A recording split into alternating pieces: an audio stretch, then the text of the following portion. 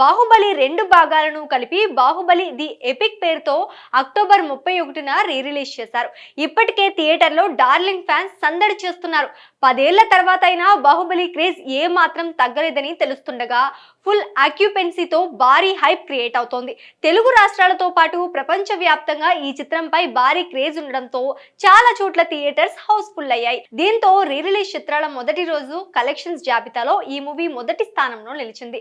భవిష్యత్తులో అంత సులువుగా ఎవరు అనుకోలేనంత రేంజ్ లో సత్తా చాటింది. భారత సినీ చరిత్రలో అత్యుత్తమ ఓపెనింగ్ సాధించిన రిలీజ్ చిత్రంగా బాహుబలి ది ఎపిక్ నిలిచింది. ఇండియన్ సినిమా చరిత్రలో ఎన్నో సినిమాలు రిలీజ్ అవుతూనే ఉన్నాయి. అయితే ఇప్పటి వరకు మొదటి రోజు ఎక్కువ కలెక్షన్ సాధించిన చిత్రంగా విజయ్ గిల్ 10 కోట్ల గ్రాస్ లో ఉంది. ఆ తర్వాత గబ్బర్ సింగ్ 8 కోట్ల గ్రాస్ తో ఉంది. ఇప్పుడు ఆ రికార్డ్స్ అన్ని ప్రభాస్ సినిమా దాటేసింది. బాహుబలి ది ఎపిక్ మొదటి రోజే ఏకంగా 10.4 కోట్ల నెట్ సాధించినట్లు ప్రముఖ ట్రేడింగ్ వెబ్సైట్ సాక్నిల్ పేర్కొంది. అదే గ్రాస్ పరంగా చూస్తే 18 కోట్లకు పైగానే ఉండొచ్చని తెలుస్తోంది.